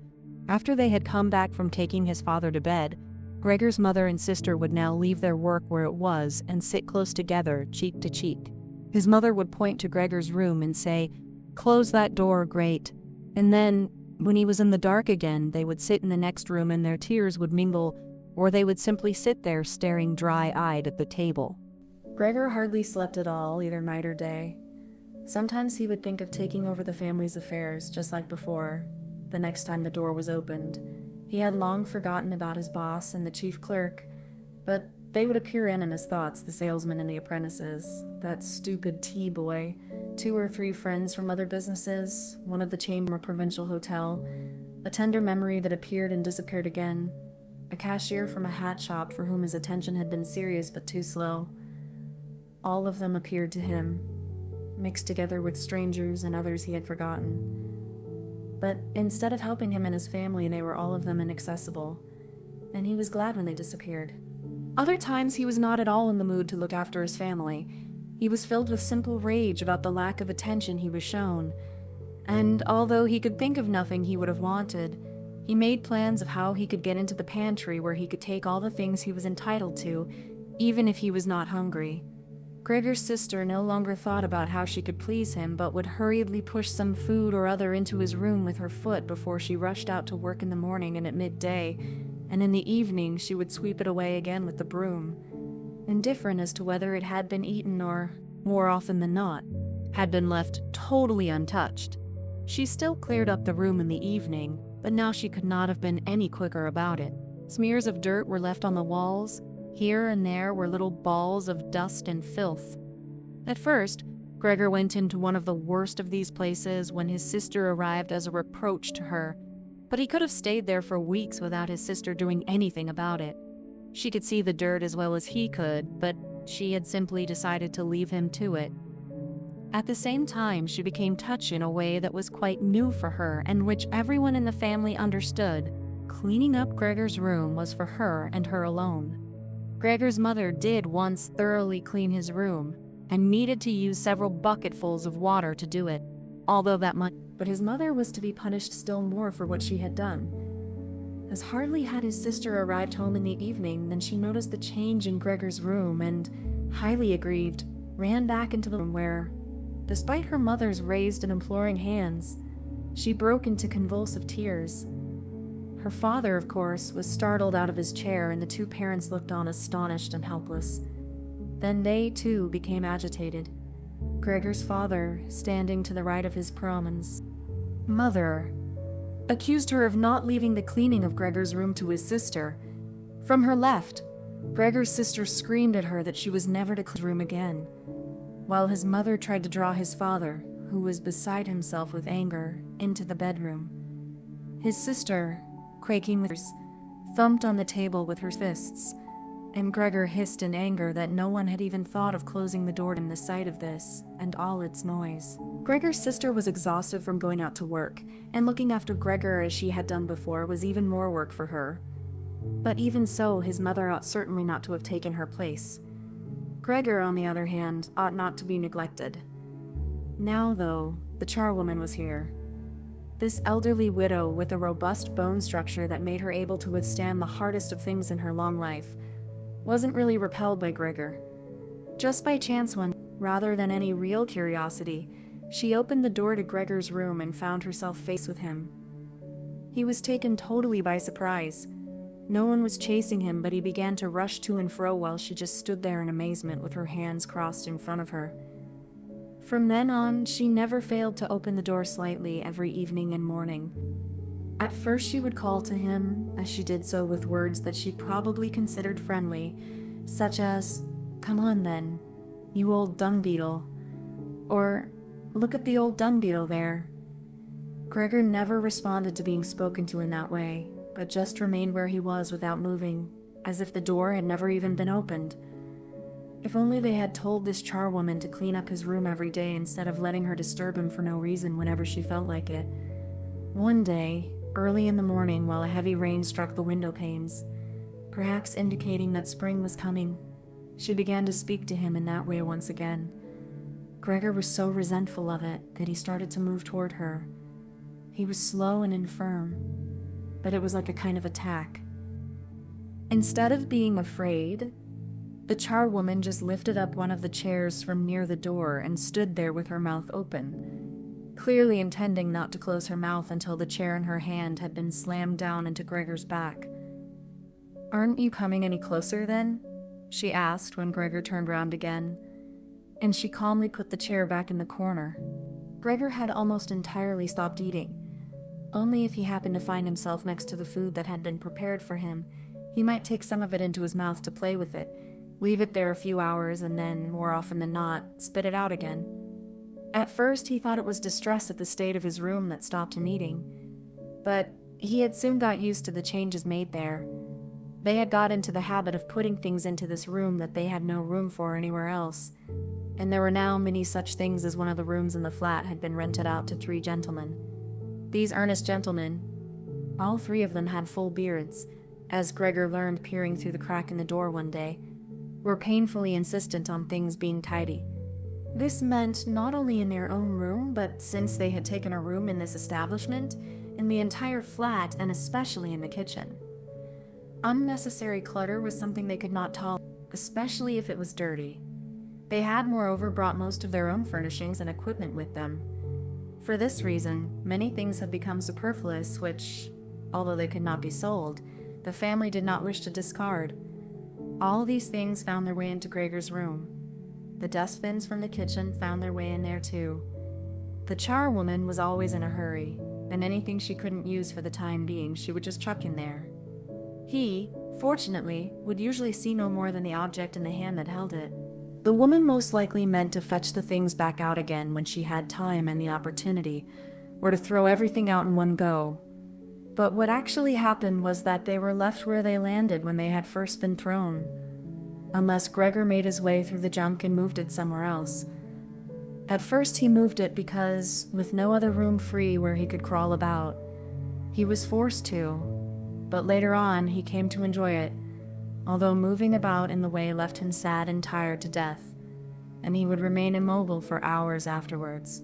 The gentleman who rented the room would sometimes have their evening meal at home in the living room that was used by everyone, and so the door to this room was often kept closed in the evening. But Gregor found it easy to give up having the door open. He had, after all, often failed to make use of it when it was open and, without the family having noticed it, lain in his room in its darkest corner. One time, though, the charwoman left the door to the living room slightly open, and it remained open when the gentleman who rented the room came in the evening and the light was put on. They sat up at the table where, formerly, Gregor had taken his meals with his father and mother. They unfolded the sets and picked up their knives and forks. Gregor's mother immediately appeared in the doorway with a dish of meat, and soon behind her came his sister with a dish piled high with potatoes. The food was steaming and filled the room with its smell. The gentleman bent over the dishes set in front of them as if they wanted to test the food before eating it, and the gentleman in the middle, who seemed to count as an authority for the other 2, did indeed off a piece of meat while it was still in its dish, clearly wishing to establish whether it was sufficiently cooked or whether it should be sent back to the kitchen. It was to his satisfaction, and Gregor's mother and sister, who had been looking mostly, began to breathe again and smiled. The family themselves ate in the kitchen. Nonetheless, Gregor's father came into the living room. He went into the kitchen, bowed once with his cap in his hand, and did his round of the table. The gentlemen stood as one, and something into their beards. Then, once they were alone, they ate in near perfect silence. It seemed remarkable to Gregor that, above all the various noises of eating, their chewing teeth could still be heard, as if they had wanted to show Gregor that you need teeth in order to eat, and it was not possible to perform anything with jaws that are toothless, however nice they might be. "I'd like to eat something," said Gregor anxiously, "but not anything like they're eating. They do feed themselves, and here I am, dying." Throughout all this time, Gregor could not remember having heard the violin being played, but this evening it began to be heard from the kitchen. The 3 gentlemen had already finished their meal. The one in the middle had produced a newspaper, given a page to each of the others, and now they leant back and was reading them and smoking. When the violin began playing, they became attentive, stood up and went on tiptoe over to the door of the hallway where they stood pressed against each other. Someone must have heard them in the kitchen, as Gregor's father called out, "Is the playing perhaps unpleasant for the gentleman?" "We can stop it straight away." "On the contrary," said the middle gentleman, "would the young lady not like to come in and play for us here in the room, where it is, after all, much more cozy and comfortable?" "Oh, yes, we'd love to," called back Gregor's father, as if he had been the violin player himself. The gentleman stepped back into the room, and Gregor's father soon appeared with the music stand, his mother with the music, and his sister with the violin. She calmly prepared for her to begin playing.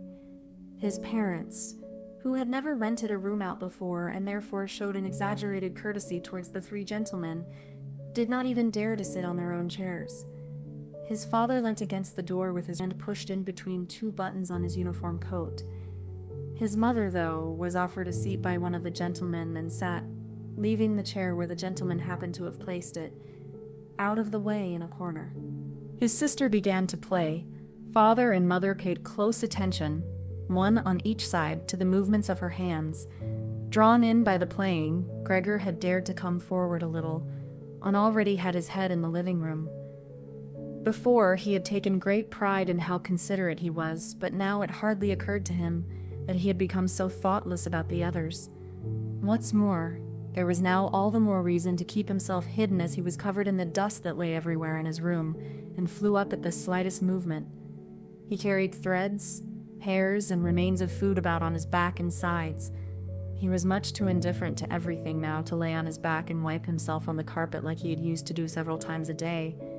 And despite this condition, he was not too shy to move forward a little on. No one noticed him, though.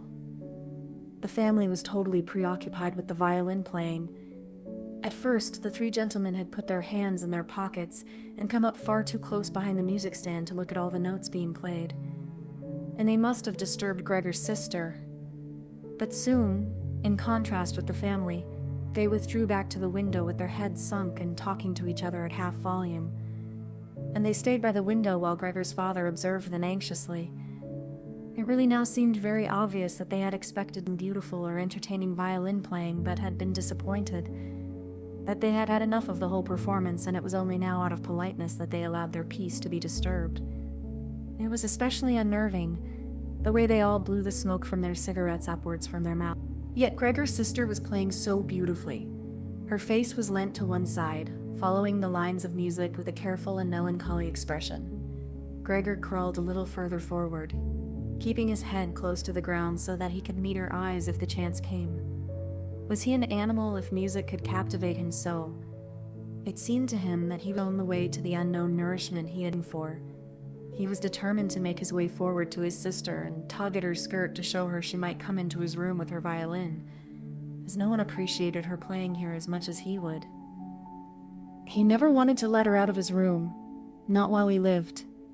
Anyway, his shocking appearance should, for once, be of some use to him. He wanted to be at every door of his room at once to hiss and spit at the attackers. His sister should not be forced to stay with him, though, but stay of her own free will. She would sit beside him on the couch with her ear bent down to him while he told her how he had always intended to send her to the conservatory, how he would have told everyone about it last Christmas. Had Christmas really come and gone already? If this misfortune hadn't got in the way, and refused to let anyone dissuade him from it. On hearing all this, his sister would break out in tears of emotion, and Gregor would climb up to her. "Mr. Samsa," shouted the middle gentleman to Gregor's father, pointing, without wasting any more words, with his forefinger at Gregor as he slowly moved forward. The violin went silent. The middle of the three gentlemen first smiled at his two friends, shaking his head, and then looked back at Gregor. His father seemed to think it more important to calm the three gentlemen before driving Gregor out, even though they were not at all upset, and seemed to think Gregor was more entertaining than the violin had been. He rushed up to them with his arms spread out, and attempted to drive them back into their room at the same time as trying to block their view of Gregor with his body. Now they did become a little annoyed, and it was not clear whether it was his father's behavior that annoyed them, or the dawning realization that they had had a neighbor like Gregor's father. They asked Gregor's father for explanations, raised their arms like he had, tugged excitedly at their beards, and moved back towards their room only very slowly.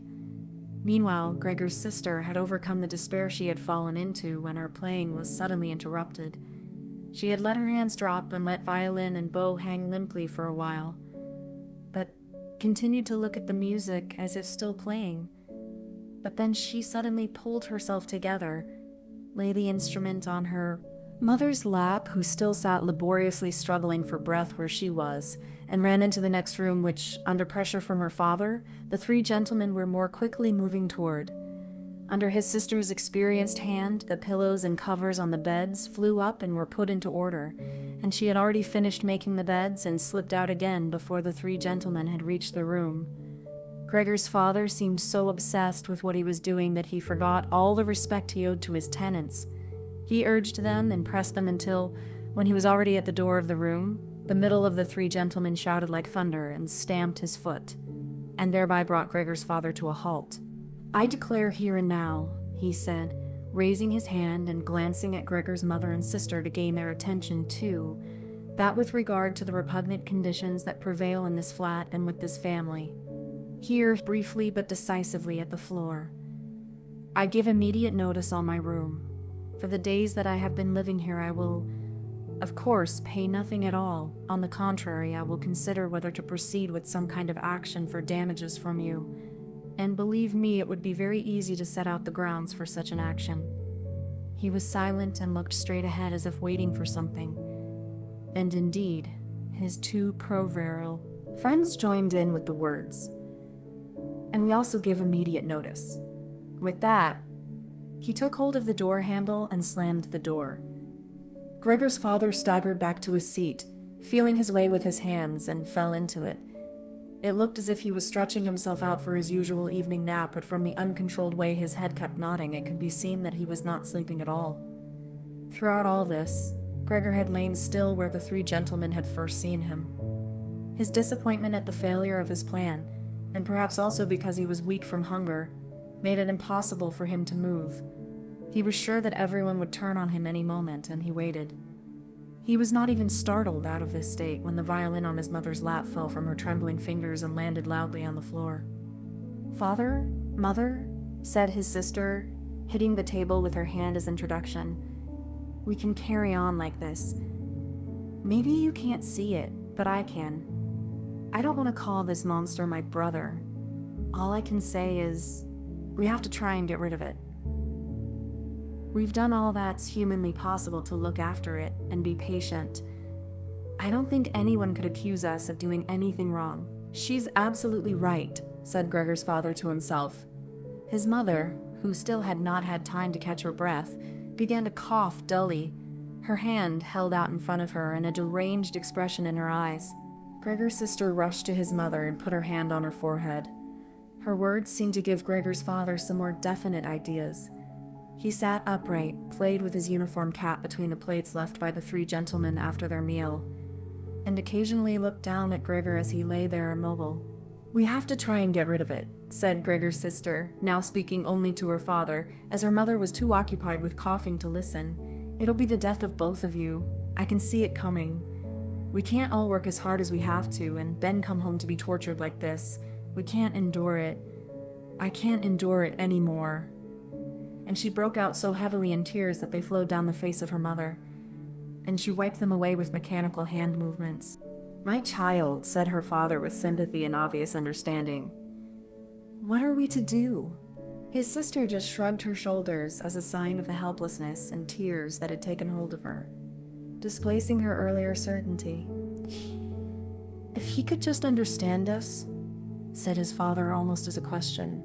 His sister shook her hand vigorously through her tears as a sign that of that there was no question. "If he could just understand us," repeated Gregor's father, closing his eyes in acceptance of his sister's certainty that that was quite impossible. "And perhaps we could come to some kind of arrangement with him. But as it is, it's gotta go," shouted his sister. "That's the only other. You've got to get rid of the idea that that's Gregor. We've only harmed ourselves by believing it for so long. How can that be Gregor?" If it were Gregor, he would have seen long ago that it's not possible for human beings to live with an animal like that, and he would have gone of his own free will. We wouldn't have a brother anymore then, but we could carry on with our lives and remember him with respect. As it is, this animal is persecuting us. It's driven out our tenants. It obviously wants to take over the whole flat and force us to sleep on the streets. Father, look. Just look, she suddenly screamed. He's starting again. In her alarm, which was totally beyond Gregor's comprehension, his sister even abandoned his mother as she pushed herself vigorously out of her chair as if more willing to sacrifice her own mother than stay anywhere near Gregor. She rushed over to behind her father, who had become excited merely because she was, and stood up half raising his hands in front of Gregor's sister as if to protect her. But Gregor had had no intention of frightening anyone, least of all his sister. All he had done was begin to turn round so that he could go back into his room, although that was in itself quite startling, as his pain-racked condition meant that turning round required a great deal of effort, and he was using his head to help himself do it, repeatedly raising it and striking it against the floor. He stopped and looked round. They seemed to have realized his good intention, and had only been alarmed briefly. Now they all looked at him in unhappy silence. His mother lay in her chair with her legs stretched out and pressed against each other, her eyes nearly closed with exhaustion. His sister sat next to his father with her arms around his neck. Maybe now they'll let me turn round, thought Gregor, and went back to work. He could not help panting loudly with the effort, and had sometimes to stop and take a rest. No one was making him rush anymore. Everything was left up to him. As soon as he had finally finished turning round, he began to move straight ahead. He was amazed at the great distance that separated him from his room, and could not understand how he had covered that distance in his weak state a little while before and almost without noticing it. He concentrated on crawling as fast as he could, and hardly noticed that there was not a word, not any cry from his family to distract him. He did not turn his head until he had reached the doorway. He did not turn it all the way round as he felt his neck becoming stiff, but it was nonetheless enough to... With his last glance, he saw that his mother had now fallen completely asleep. He was hardly inside his room before the door was hurriedly shut, bolted, and locked. The sudden noise behind Gregor so startled him that his little legs collapsed under him. It was his sister, who had been in such a rush. She had been standing there waiting and sprung forward lightly. Gregor had not heard her coming at all, and as she turned the key in the lock, she said loudly to her parents, "At last!" What now, then? Gregor asked himself as he looked round in the darkness. He soon made the discovery that he could no longer move at all. This was no surprise to him. It seemed rather that being able to actually move around on those spindly little legs until then was unnatural. He also felt relatively comfortable. It is true that his entire body was aching, but the pain seemed to be slowly getting weaker and weaker, and would finally disappear altogether. He could already hardly feel the decayed apple in his back, or the inflamed area around it, which was entirely covered in white dust. He thought back of his family with emotion and love. If it was possible, he felt that he must go away even more strongly than his sister. He remained in this state of empty and peaceful rumination until he heard the clock tower strike. He watched as it slowly began to get light everywhere outside the window, too. Then, without his willing it, his head sank down completely, and his last breath flowed weakly from his nostrils. When the cleaner came in early in the morning, they often asked her not to keep slamming the doors, but with her strength, and in her hurry she still did, so that everyone in the flat knew when she'd arrived, and from then on it was impossible to sleep in peace. She made her usual brief look in on Gregor and at first found nothing special. She thought he was laying there so still on purpose, playing the martyr. She attributed all possible understanding to him. She happened to be holding the long broom in her hand, so she tried to tickle Gregor with it from the doorway. When she had no success with that, she tried to make a nuisance of herself and poked at him a little, and only when she found she could shove him across the floor with no resistance at all did she start to pay attention. She soon realized what had really happened, opened her eyes wide, whistled to herself, but did not waste time to yank open the bedroom doors and shout loudly into the darkness of the bedrooms. "Come and have a look at this. It's dead, just lying there, stone dead."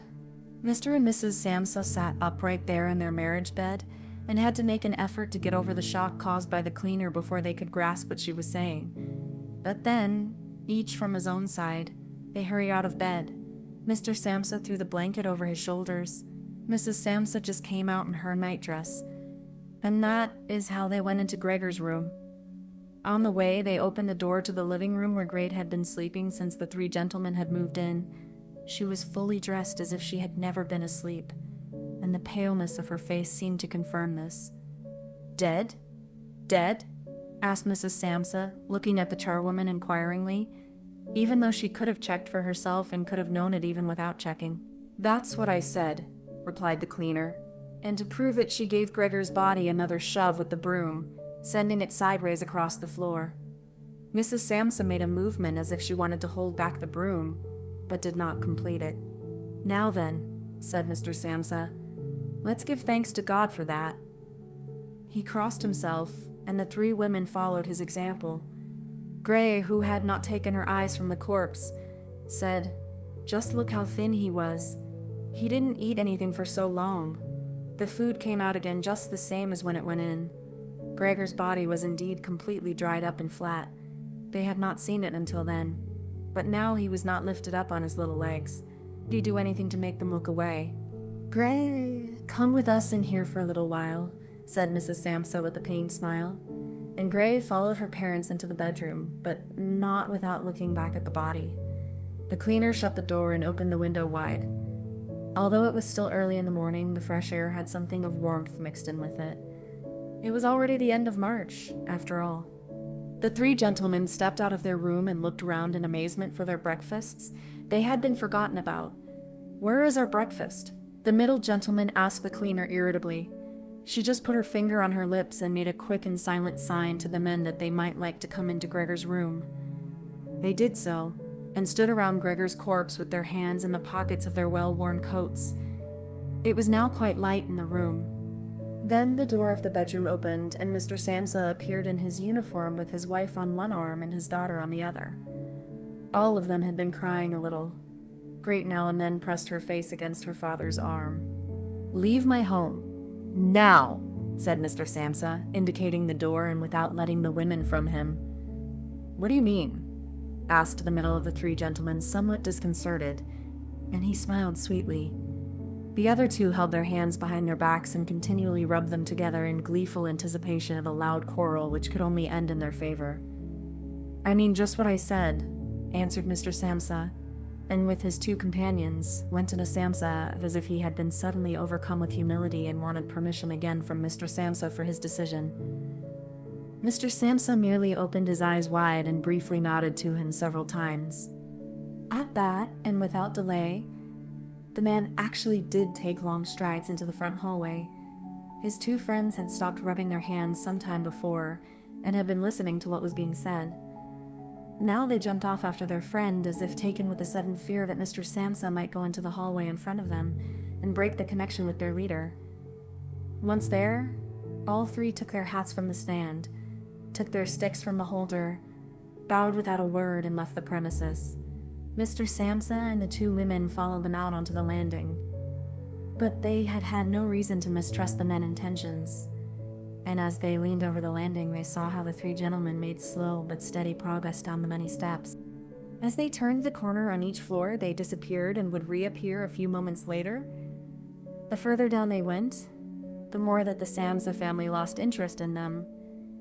When a butcher's boy, proud of posture with his head, passed them on his way up and came nearer than they were, Mr. Samsa and the women came away from the landing and went, as if relieved, back into the flat. They decided the best way to make use of that day was for relaxation and to go for a walk. Not only had they earned a break from work, but they were in serious need of it. So they sat at the table and wrote 3 letters of excusal. Mr. Samsa to his employers, Mrs. Samsa to her contractor, and Grete to her principal. The cleaner came in while they were writing to tell them she was going. She'd finished her work for that morning. The 3 of them at first just nodded without looking up from what they were writing, and it was only when the cleaner still did not seem to want to leave that they looked up in irritation. "Well?" asked Mr. Samsa. The charwoman stood in the doorway with a smile on her face as if she had some tremendous good news to report, but would only do it if she was clearly asked to. The almost vertical little ostrich feather on her hat, which had been source of irritation to Mr. Samsa all the time she had been working for them, swayed gently in all directions. "What is it you want, then?" asked Mrs. Samsa, whom the cleaner had the most respect for. "Yes," she answered, and broke into a friendly laugh that made her to speak straight away. "Well then, that thing in there, you needn't worry about how you're going to get rid of it. That's all been sorted out." Mrs. Samsa and Grete bent down over their letters as if intent on continuing with what they were writing. Mr. Samsa saw that the cleaner wanted to start describing everything in detail, but with outstretched hand, he made it quite clear that she was not to. So, as she was prevented from telling them all about it, she suddenly remembered what a hurry she was in and, clearly peeved, called out, "Cheerio then, everyone," turned round sharply and left, slamming the door terribly as she went. "Tonight she gets sacked," said Mr. Samsa, but he received no reply from either his wife or his daughter, as the charwoman seemed to have destroyed they had only just gained. They got up and went over to the window, where they remained with their arms around each other. Mr. Samsa twisted round in his chair to look at them, then sat there watching for a while. Then he called out, "Come here, then. Let's forget about all that old stuff, shall we? Come and give me a bit of attention." The two women immediately did as he said, hurrying over to him where they kissed him and hugged him, and then they quickly finished their letters. After that, the three of them left the flat together, which was something they had not done for months, and took the tram out to the open country outside the town. They had the tram filled with warm sunshine, all to themselves, leant back comfortably on theirs. They discussed their prospects and found that on closer examination they were not at all bad. Until then they had never asked each other about their work, but all three had jobs which were very good and held pretty good promise for. The greatest improvement for the time, of course, would be achieved quite easily by moving house. What they needed now was a flat that was smaller and cheaper than the current one which had been chosen by Gregor, one that was in a better and, most of all, more practical. All the time, Grete was becoming livelier. With all the worry they had been having of late, her cheeks had become pale, but while they were talking, Mr. and Mrs. Samsa were struck, almost simultaneously, with the thought of how their daughter was blossoming into a well-built and beautiful young lady. They became quieter. Just from each other's glance, and almost without knowing it, they agreed that it would soon be time to find a good man for her. And, as if in confirmation of their new dreams and good intentions, as soon as they reached their destination, Grete was the first to get up and stretch out her young body.